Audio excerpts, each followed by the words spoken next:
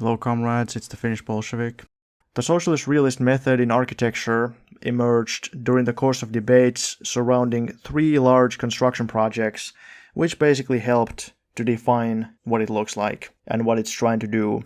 These three big construction projects were the design competition for the Palace of Soviets from 1931 to 33, the construction of the Moscow Metro from 1931 to 35, and the general plan for the reconstruction of Moscow of 1935. And to a lesser degree, two other construction projects, the Volga-Moscow Canal and also the Exhibition of Achievements of National Economy of 1935. The latter, the National Economy exhibition, in particular helped develop the idea of the national form because it had pavilions from every Soviet country, so they all had a chance to build a pavilion with a national style, a national look, in a socialist realist style. First, let's talk about the Palace of the Soviets. There were 4 rounds of competitions to design the Palace of the Soviets, starting in 1931. According to Hudson, quote, "The call for projects for a Palace of Soviets had been made in July of the previous year. Design work had begun some 6 months earlier with a closed competition to help determine priorities. With no style dictated except that the building be monumental, modernist architects had broadly participated, but in June 1931 Lazar Kaganovich had stated to the Party Central Committee plenum that beauty was one of the main goals in the development of a Marxist theoretical base for architecture. Lunacharsky, as the head of a special committee, then reviewed the preliminary schemes. His greatest condemnation fell on those projects that were quote-unquote super-industrialistic and stood as examples of the, quote, bourgeois trend in architecture, which is ideologically alien to proletarian architecture, unquote." Quote, "Building on these earlier criticisms, Lunacharsky informed his Vopra audience that the Palace of Soviets must declare the majesty of the proletariat, its strength, capacity, and heroism. The building will announce that the masses are its spirit, its decoration, its organic part. Looking at the building, workers would declare with pride, 'This we constructed.' In contrast, utilitarian buildings evoked no sense of enthusiasm and exhibited no evidence of the new formed person." Unquote. Initially, even famous foreign modernist architects like Le Corbusier participated in the competition, but when it was stated that the building should be monumental, it already put the modernists at a disadvantage.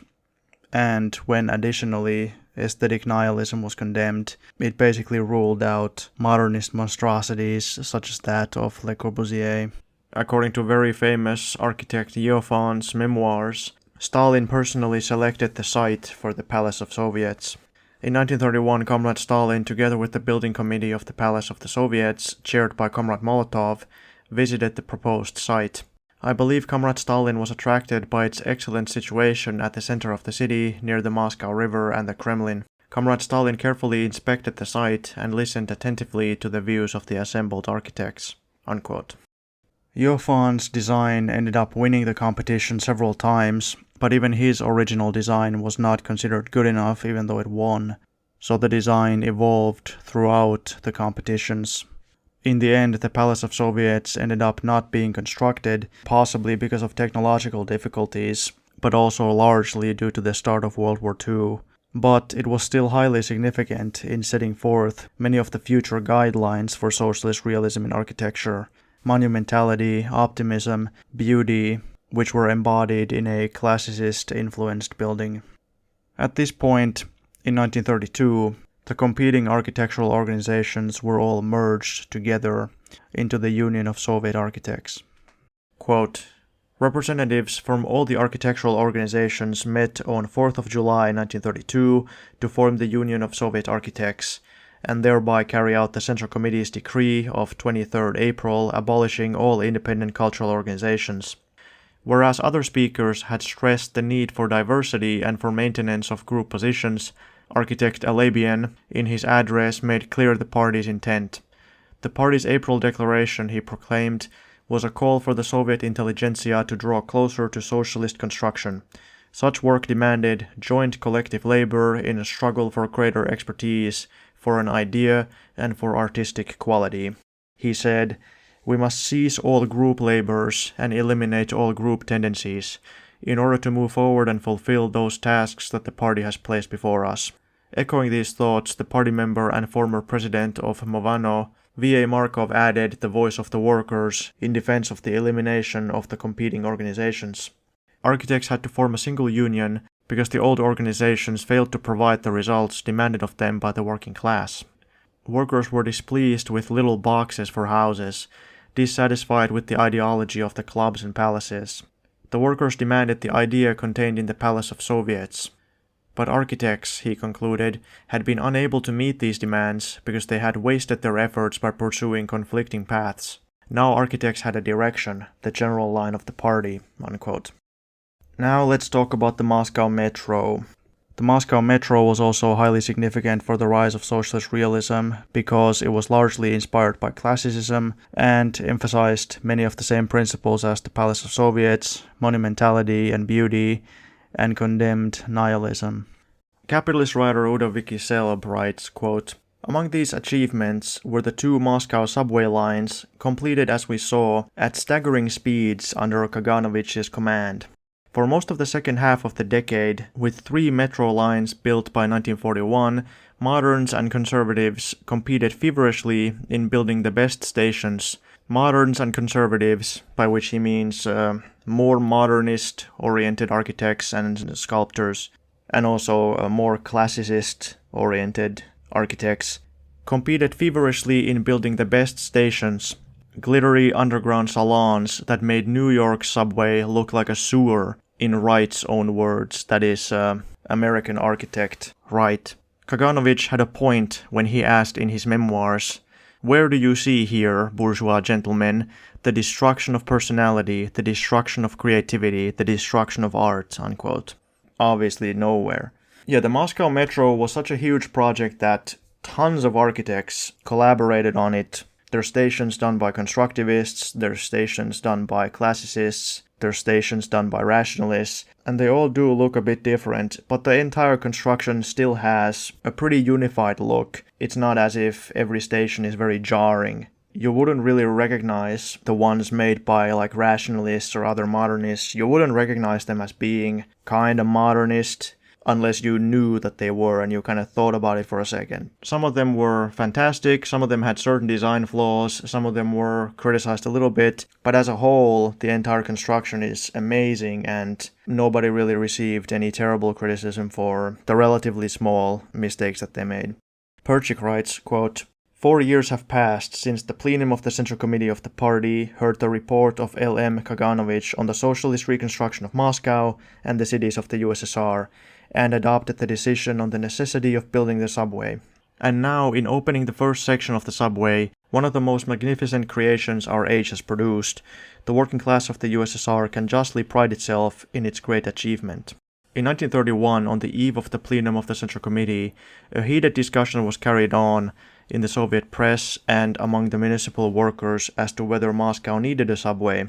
A considerable number of so-called theoreticians on municipal enterprises, and they were seconded by many practical men, were opposed to the construction of a subway, not for reasons of utility, but quote-unquote on principle. They went so far as to say that the subway is a purely capitalist form of transportation, that it is an anti-social form of urban transportation, that communists must categorically veto the very idea of building a subway. People wrote in all seriousness, and there were those who took these people seriously and listened to their so-called revelations, that under socialism the population will not move about more rapidly, but more slowly than under capitalism. These so-called theoreticians asserted that the population will not have to move about so much, since everything for the service of man will be found at his own doorstep. In other words, according to their so-called theory, in the future, people were to become self-sufficient stick-in-the-muds, unquote. So let's think about that for a second. Obviously, because of the superblock and because of scientific city planning, in socialism, people's commute becomes shorter and faster, and people can find all their basic necessities conveniently close by, but that only means that they have more free time and that they could travel somewhere and see other places. Or they could even travel inside their own city to go do something. So there's no reason to think that just because people have the necessities nearby, therefore they don't need to move about, so they shouldn't move about or something. Some of these ideas put forward by various revisionists and petty bourgeois opportunists might come back, because it's not very hard to imagine that these days some revisionist would say that in socialism people don't need to go anywhere because we have the internet or something, that in socialism we would all just like live basically in lockdown the way we did during the pandemic or something along those lines. And I'll talk about this in a later episode when I talk about urbanism and anti-urbanism, but a lot of these opportunists and Trotskyists and other revisionists, they actually said that in socialism, either people just don't go anywhere and we don't need any kind of transportation, or everybody just has their own private car and therefore public transport is not needed in any case. Which might seem quite ironic and very unintuitive, because obviously public transport is more socialist than private transport, and obviously public transport is more efficient, both in terms of resources and environmentally it's better, and it's obviously the progressive way to go. But because the Trotskyists and other revisionists and opportunists, they were petty bourgeois, hence they thought everybody must have their own individual little cottage somewhere, and everybody needs to have their own private car. It's the stereotypical individualist, small private property owner mentality. Quote, "In quality, the Moscow subway is far in advance of subways abroad. It has, for instance, the biggest radii curvature and the easiest gradients, allowing for maximum safety and speed. In Moscow, the diameter of the tunnel is 5.5 meters, as against 3.7 in London and 5.2 in New York. This allows for subway carriages to be most comfortable and convenient size. Each Moscow subway station is laid out in a straight line, which ensures the maximum safety for the passengers. The maximum width of the platforms of the Moscow subway stations is 4 meters, as against 1.5 in Paris and London and 3.5 in New York. The artificial ventilation in Moscow is the best, changing the atmosphere 9 times in an hour, as against 4 times in Berlin, 5 times in London and 6 times in New York. The Moscow subway is by far the best in architectural treatment." Unquote. I don't think anybody, even to this day, can deny that. Quote, "The question of building a subway in Moscow was first broached at the end of the 19th century. A Russian engineer in the employ of an American firm approached the Moscow City Duma, or municipal council, with the proposition of building an underground railway. At that time, however, the city had neither the forces nor the means to carry into effect such a big project. Another reason was that the city fathers of that time owned large plots of real estate in the center of the city, and they were afraid that the building of a subway, which would bring the outskirts of the city closer to the center, would cause the value of their property to drop. The result was that the City Duma rejected the proposition." Unquote. Quote, "In the view of his great part in this work, the entire body of the subway builders and numerous other organizations requested of the Soviet government that the Moscow subway be named after L.M. Kaganovich. This request was granted." Unquote. Quote, "Lazar M. Kaganovich displays frenzied commitment in overseeing the construction of the Moscow subway. He went right down into the tunnels, including at night, to check on the conditions of the workers and to get an idea of the situation. Before us is a leadership group which demonstrates practically superhuman dedication." Unquote. Quote, "If a Muscovite now spends from an hour to an hour and a half on a tram ride from Sokolniki to the Smolensk market, then with the subway he will make this journey in 1/2 or 1/3 of the time. The time saved will be available for cultural rest and work. Running the subway becomes a question then of creating more conveniences for a cultural life." Unquote. The plan for the reconstruction of Moscow oversaw the transformation of the whole city in accordance with Socialist Realism, but it mostly had to do with principles of city planning and not only aesthetics. A tremendous plan for the reconstruction of Moscow was launched in 1935. Old Moscow was a city of mostly wooden, one-story shacks and crooked streets and dead ends. Most houses did not have electricity, running water, or plumbing. For socialism, it was absolutely necessary to modernize the city. Kaganovich, who was made responsible for leading the task, explained the scale of the program. He said, quote, "In recent years, we have started a great deal of construction in Moscow. Since 1927, we have erected about 4,500 new houses and additional stories to more than 300 buildings, with an aggregate floor space of more than 3.5 million square meters. The year 1934 must add 655,000 square meters more of living space. In the same period, we have built 25 factory kitchens, a meat combinat, 12 mechanized bakeries, and the capacity of vegetable storage houses has been doubled from 100,000 tons in 1931 to 260,000 tons. 1.5 million square meters have been covered with improved pavements, 2 big waterworks have been built, and a dam at Rublevo with a hydroelectric station. 700,000 trees and 3 million bushes have been planted, occupying an area of 90 hectares, etc. In the second 5-year plan period, we plan to build new living accommodations with an aggregate floor space of 4.5 million square meters, out of which 1,300,000 square meters come under the years 1933 to 34. We plan to increase central municipal heating from a capacity of 200,000 kilowatts to more than 500,000. The improvement of roadway is planned to the extent of 2.7 million square meters and 860,000 square meters of sidewalks. 70 new schools are to be built, 12 public bathhouses, 8 mechanized laundries. It will be necessary to straighten streets by removing useless one-story houses. At present, even the central streets, as for instance in Gorky Street, we meet miserable one-story wooden shacks. We must not jib at our tasks, but in rebuilding and working on the existing streets, straightening and widening them, we must proceed to the construction of beautiful, convenient, large, well-designed buildings in the new districts before all the riversides and the districts where there are large parks. We must not neglect the outlying districts, the bad streets and dirty courtyards. We should be ashamed of those insanitary corners that we still have been unable to eliminate, the remains of old, unkempt Moscow. In rebuilding Moscow, we must work obstinately and persistently for years, not only on the construction of the new, but also on the reconstruction of the old.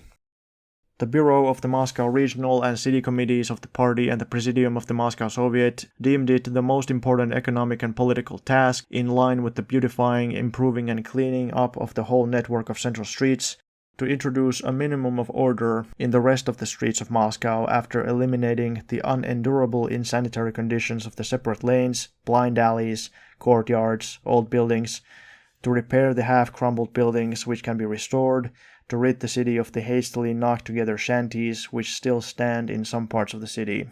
Unquote. Soviet writer Perchik writes, quote, "In the sphere of architecture, the leftist phrasemongers tried to ascribe views to the proletariat which are foreign to it. Instead of utilizing to the full the cultural heritage of the past centuries and critically assimilating it, the vulgarizers in architecture proposed to dump everything onto the dust heap of history, disregarding even the best what has remained from the past.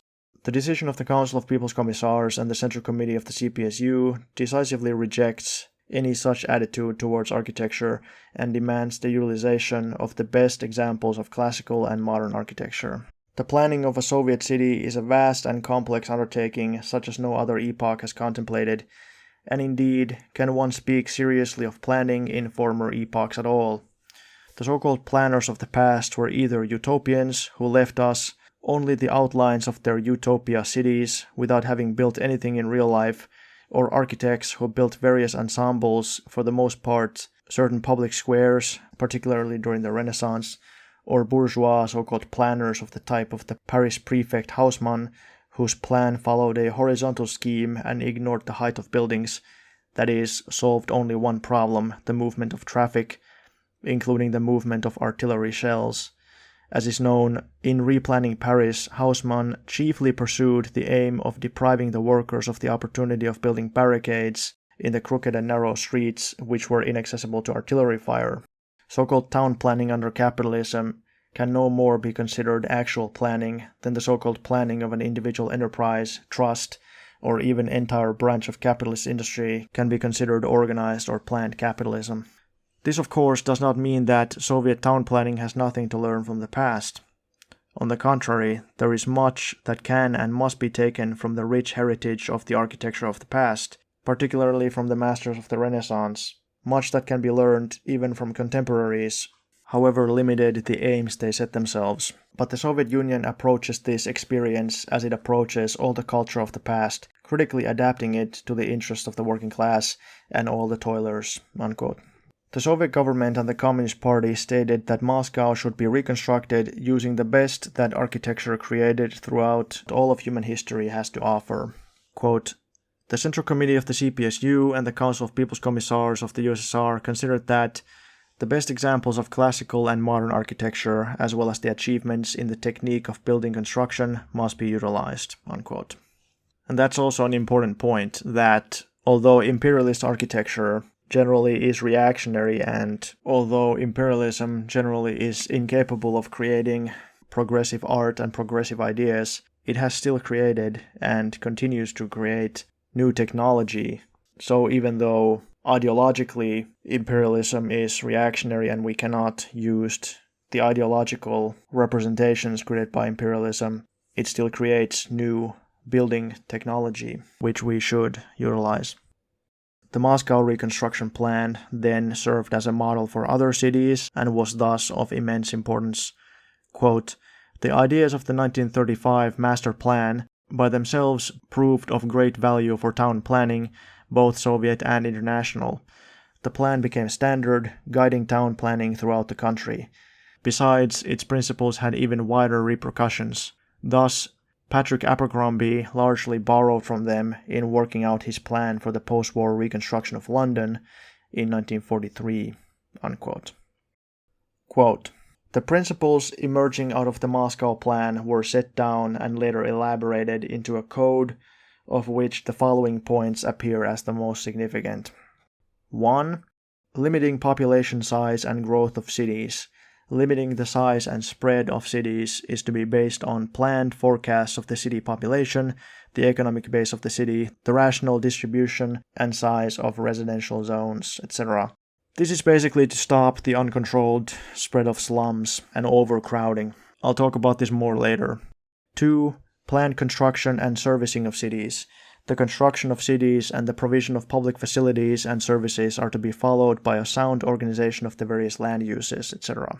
3. Eliminating differences between the city and the village. The uniting of the rural suburbs with the city, especially with the city center, is to be accomplished not only on the basis of decentralizing the city into a number of satellite towns, but on the basis of providing the rural population with educational and socio-cultural facilities and easy access to the various amenities of the city center. In a later episode, I will talk about the debate between the so-called urbanists and the so-called anti-urbanists regarding the issue of solving this contradiction between city and village, or contradiction between town and country. 4. Individual projects to be completely planned. Complete project planning and building of streets, squares, and residential blocks are to be coordinated with the architectural plans for the rest of the city. 5. Superblock to be the basic planning unit of the city. The residential superblock, or kvartal, should be the center of the social life of the urban dweller. Here, individual living facilities are combined with services of a communal and neighborhood character. The superblock should be organically related to the surrounding blocks, streets, and squares. Each superblock should contain various socio-cultural institutions, nurseries, kindergartens, schools, playgrounds, a post office, restaurants, and shops. A group of superblocks makes up a residential district, or a mikrorayon, which is served by a district park, athletic fields, hospitals, baths, telephone stations, and other public buildings. The superblock is a very important concept for Soviet city planning, so I'll talk about that more in just a bit. 6. A program for community services.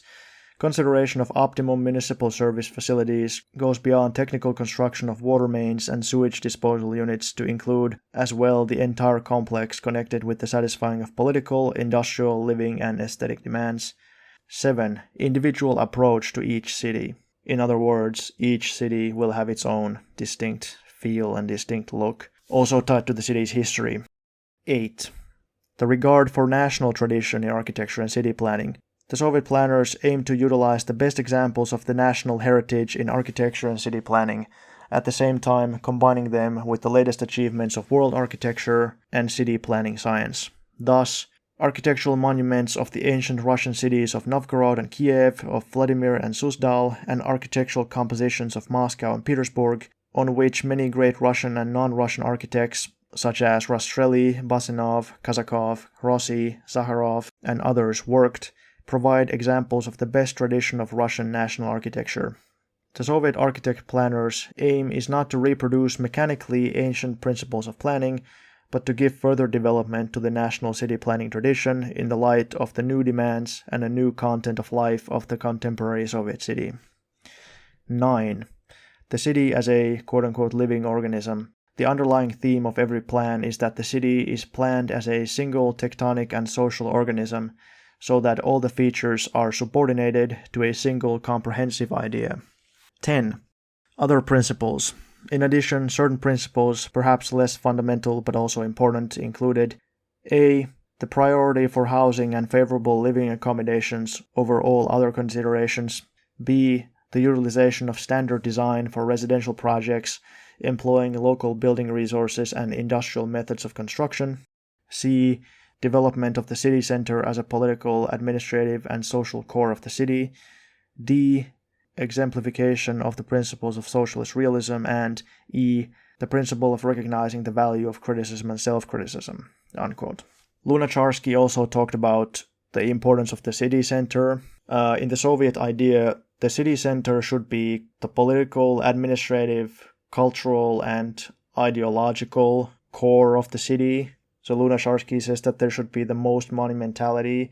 That's where all the parades are held. That's where a lot of administrative buildings are, libraries, what have you, cultural centers. But it doesn't have to be, and it even shouldn't be, the industrial center of the city. The workplaces and the industries should be in a separate place, and they should be surrounded by a green zone so that the pollution doesn't spread to where the people live. Oh, and also I'll say that, as point 10b states, for residential projects and also for certain other projects, some level of standardization should still be used. Obviously, not every single house is totally handcrafted and custom designed or whatever, because that would be very inefficient. So there should be like a level of standardization, but not to the point where everything just looks really dull and gray. And also industrial methods of construction, meaning that everything that can be built with mechanized methods, they should be mechanized. You shouldn't be handcrafting buildings, you should be using the most advanced and efficient construction methods. Even if the whole building is built from concrete panels, it doesn't have to be ugly, even though typically they are, but that is largely because of functionalism, not because of the construction methods. Ikonnikov writes that, quote, "The tradition of viewing their work as part of a whole, part of an ensemble, a street, a city, had characterized the architects of Russian, including Moscow's classicism.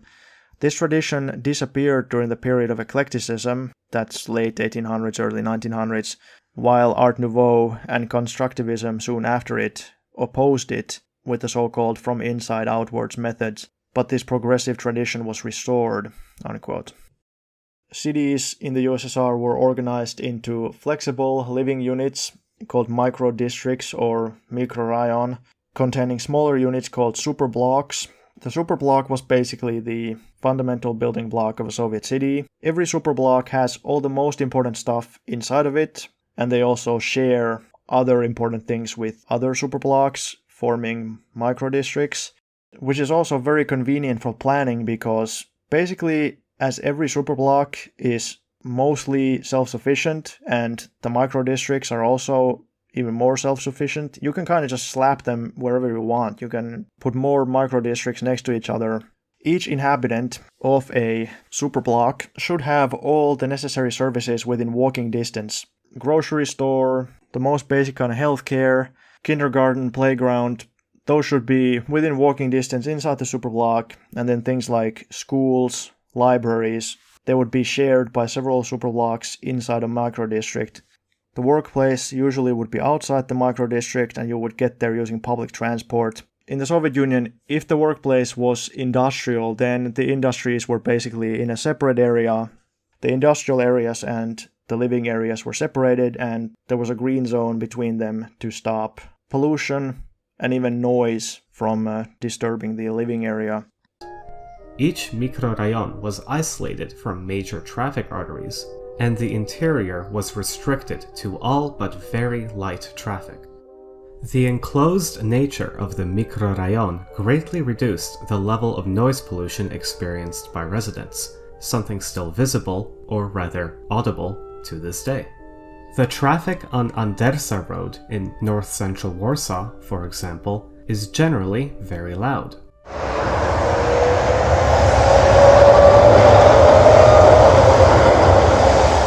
However, if we move a short distance into the mikrorayon visible in the background, the noise fades away.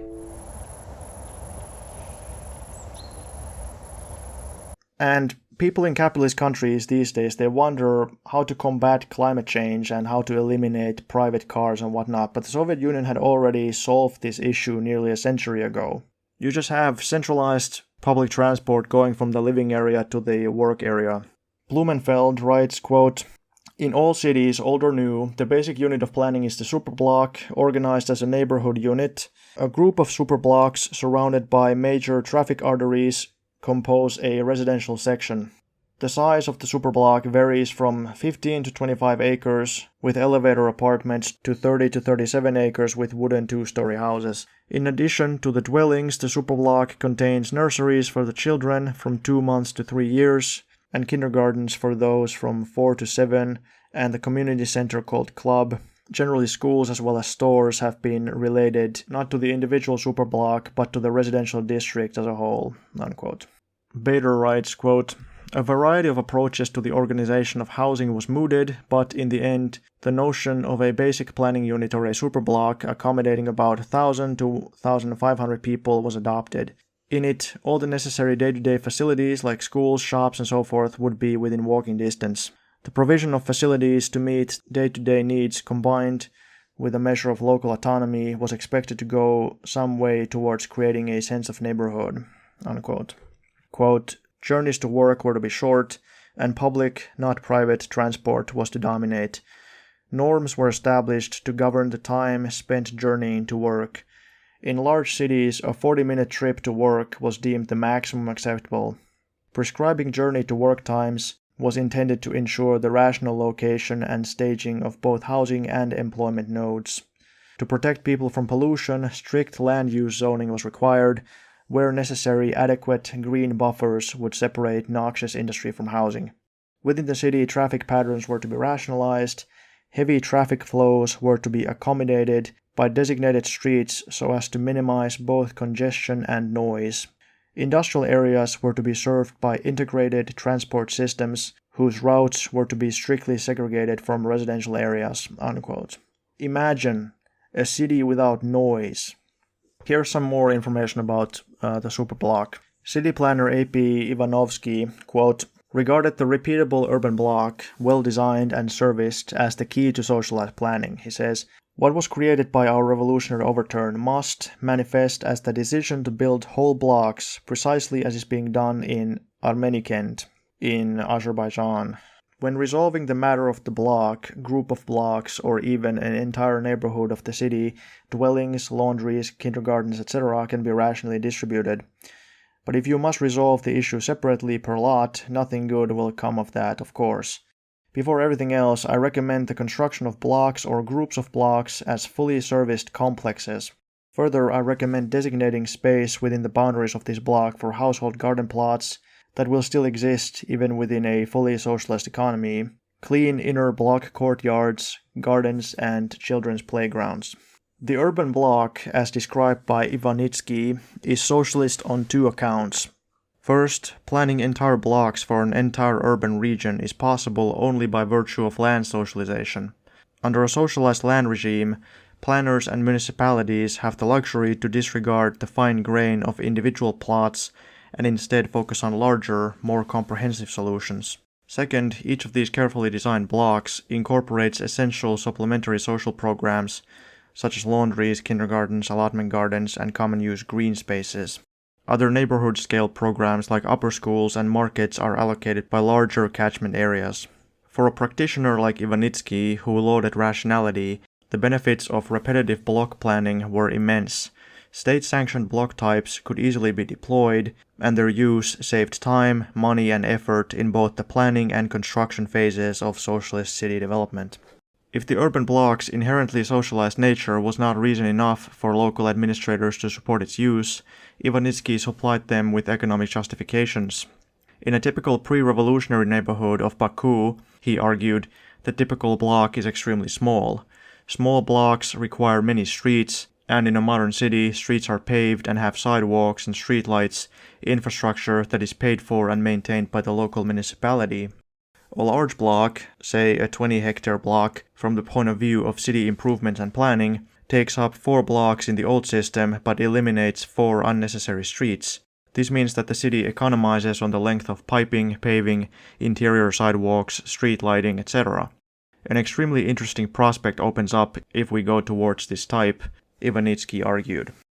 The interesting prospect to which Ikonnikov referred was the superblock, the large residential block supplied with dedicated social, cultural, and educational institutions, sports facilities, a central bank, and service centers, became a standard urban unit implanted throughout Soviet territories from the late 20s on, unquote.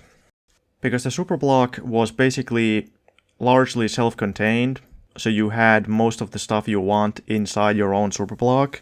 As an example, quote, children walk to school without having to cross a street, and cultural and commercial facilities were all conveniently embodied within the block, unquote. In creating prototype blocks in Baku, quote, Ikonnikov and his team capitalized on another significant planning benefit of land socialization, the erasure of private parcels to render holistic residential development possible. The American test block marked the invention of a new urban unit, the superblock, a section of the city grid on which residential units, shared open spaces, and additional amenities such as laundries, childcare, and small shops sit in a pedestrian-friendly precinct. The legitimacy of the superblock paradigm was immediately confirmed by copycat blocks that filled out American in subsequent phases, unquote. According to the general plan for the reconstruction of Moscow, quote, a single system of green areas would furnish sanitary health conditions for living, rest, and preservation of the natural landscape of the city and its suburbs. Industrial areas were to be protected by green zones. A green zone 10 kilometers or 6 miles deep surrounding the city would create a large reservoir of clean air, unquote. Quote, Old Moscow, a city of merchants, was built of wood. Housing was characterized by large numbers of worn-out wooden structures. Only one house in 3 had masonry. Most of the houses had only 1 or 2 stories, while only 6% were over 3 stories high.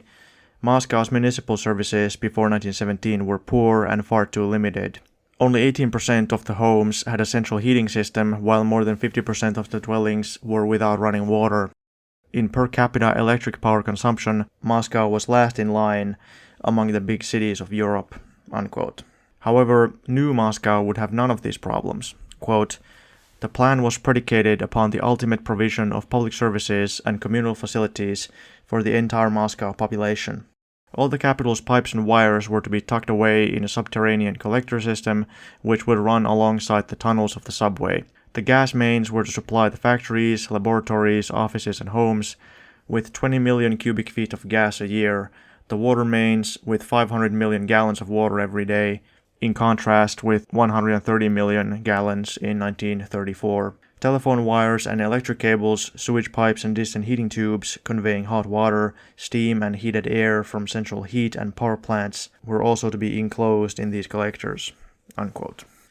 The sheer scale of construction is almost unimaginable. Quote, under the Moscow Plan up to 1940, hundreds of civic, educational, and recreational institutions were constructed, totaling several million cubic meters, unquote. And Blumenfeld writes that during the 5-year plans, to increase the amount of housing, quote, land, credit on favorable terms, building materials, and technical guidance are supplied also to individuals who want to build their own homes, unquote. According to Parkins, quote, the general plan for the reconstruction of Moscow was no mere paper scheme, but a program of actual construction. John Steinbeck, when visiting the city in 1947, wrote, I had been in Moscow in 1936 for a few days, and the changes since then are tremendous. In the first place, the city is much cleaner than it was. Many streets are now paved, which had been muddy and dirty, and the building in the 11 years is enormous. Hundreds of new tall apartment buildings, new bridges over the Moscow River, the streets widened and statues every place. Whole sections of the narrow, dirty districts of the old Moscow have disappeared, and in their place were new living quarters and new public buildings." Unquote. And keep in mind, he's talking about 1947, so that's in the middle of the very difficult post-war reconstruction, when they were still trying to repair the damage done by the Nazis. Blumenfeld describes the results of the plan for the socialist reconstruction of the cities. Quote, "For the Russian worker, life in a new, well-built superblock with its abundance of light and air means a truly revolutionary change from the housing conditions of the old days. Russian capitalist industry had drawn its labor force from the surplus population of the village. In most cases, the workers left their families home in the peasant hut and were crowded into factory dormitories. Others lived in the basements of the lower middle-class apartment houses or in peasant huts on the outskirts of the city. Workers' families considered themselves lucky if they had a room for themselves. In many cases, they could only rent a corner divided by curtains from the other family, occupying the balance of the room. Only in Leningrad, back then Petrograd, did a considerable part of the workers live in apartment houses, but even here there was an average of 3.5 persons per room in the working-class districts." Unquote. You know, a lot of anti-communists, they try to attack the Soviet Union. They talk about how people used to live in kommunalkas, which were basically one apartment shared by several people or several families. But that was much more the case under the capitalist Tsarist regime. And it has also returned these days. A lot of people in modern Russia also, again, live like that because there's a housing shortage. I'll probably talk about this in a future episode when I start talking about the Khrushchev era and the Brezhnev era, but people in modern Russia actually consider that the Stalin era buildings are the best. Stalin was very happy to state that, quote, "The abolition of exploitation, the abolition of unemployment in the towns, and the abolition of poverty in the countryside are historic achievements in the material condition of the working people that are beyond even the dreams of the workers and peasants, even in the most democratic of the bourgeois countries. The very appearance of our large towns and industrial centers has changed. An inevitable feature of the big towns in bourgeois countries is the slums, the so-called working-class districts on the outskirts of the towns, a heap of dark, damp, and dilapidated dwellings, mostly of the basement type, where usually the poor live in filth and curse their fate. The revolution in the USSR has meant the disappearance of such slums. They have been replaced by blocks of bright and well-built workers' houses. In many cases, the working-class districts of our towns present a better appearance than the center of the town." Unquote. After the revolution, quote, "The consumption of water per capita has increased from 60 liters to 160 liters, that is, by more than 2.5 times. Sewer mains have increased 1.5 times. The streetcar lines have more than doubled. The number of streetcars has increased from 800 to 2,500, that is, more than tripled. And in addition, Moscow has 450 motor buses and 60 trolley buses, which were non-existent before the revolution. Before the revolution, only 2% of all the roadways were covered with asphalt, macadam or setts, in other words, paved. Now 30% of the total street area is surfaced with these materials. The per capita consumption of gas has increased from 8 cubic meters to 21 cubic meters. The number of telephones has increased from 25,000 to more than 100,000. The number of electric street lamps has increased from 5,600 to 37,000. And kerosene and gas street lamps have been completely eliminated. Which is a big deal because it makes the city obviously more well lit, but it also eliminates a fire hazard. But Moscow cannot well be satisfied with these achievements. Even though 160 liters of water daily per capita is 2.5 times greater than the volume per capita in pre-revolutionary days, and considerably higher than the Berlin average, it is not sufficient in view of the increased requirements of the Moscow population. It is not sufficient that the sewerage system has been extended 1.5 times when Moscow still has areas of old one-story houses where the sewerage system has yet to be introduced. Nor is the great increase in transportation facilities sufficient, since the requirements of the population in this respect have exceeded this increase. Before the revolution, a Moscow inhabitant made an average of 156 journeys per year. Now he makes 500 journeys per year, unquote. So that's probably the commute, or maybe a combination of a commute and going to buy groceries, because that's almost 2 trips a day. Quote, in the last 5 years, hundreds of new houses with a total floor space of 2,600,000 square meters have been erected in Moscow. New schools, theaters, cinemas, clubs, kindergartens, nurseries, dining rooms, shops, central kitchens, mechanized bakeries, public buildings and office buildings have been built. 2 million square meters of roadways have been surfaced, the capacity of water mains has been increased by 100%, the sewerage system has been extended hundreds of kilometers, streetcar lines have been lengthened by over 100 kilometers, city transportation facilities have been supplemented by little over 1,000 new streetcars and hundreds of motor buses. Moscow has acquired 25 kilometers of central heating mains, the first step in the vast program of heat and power development in the Soviet Union. The rate at which construction proceeded in the first subway in the USSR and on the Volga-Moscow Canal is unparalleled in history. Parks of culture and rest and verdure-bearing areas within the city have been extended and new ones have been laid out, unquote. About the Volga-Moscow Canal, Blumenfeld says, quote, the first link of the Great Volga, the Volga-Moscow Canal, is in itself a multiple-purpose project. In addition to providing a way for navigation and producing power, it has doubled the water supply of Moscow and created a belt of recreation areas with artificial lakes around the capital. In the city itself, the river Moskva, formerly in summertime not much better than an open sewer, has been transformed into a deep, navigable river. The 11 bridges which cross it have been rebuilt at a higher level, and new speedways following the embankments now pass under their arches, unquote. Kaganovich writes, quote, the Volga-Moscow Canal will make Moscow a salubrious place, raise the level of the Moscow River by 3 meters, make the whole length of the Moscow River and the Yauza River navigable, provide Moscow with sufficient quantity of water. The old Babyagorodsky Dam, which prevents navigation in the very center of the town, will be done away with. The water supply of Moscow will be doubled. We plan in the course of the next few years to build granite embankments all along the Moscow River and the Yauza to an extent of 50 kilometers. Comrade Stalin directs our attention to park development, by which he does not mean the little plots of grass about which our people are sometimes so enthusiastic, but large parks, which we must develop in every way in Moscow and its nearest suburbs. It is necessary to create large woodlands, parks, and wide boulevards, unquote. Parkins writes, quote, the 1930s plan called for the development of Moscow into a seaport. Through the building of a river canal, Moscow would be connected by water highways with the White, Baltic, Caspian, and Black Seas. The quays of the Moscow River would be lined with granite to serve as attractive thoroughfares of the future Moscow, unquote.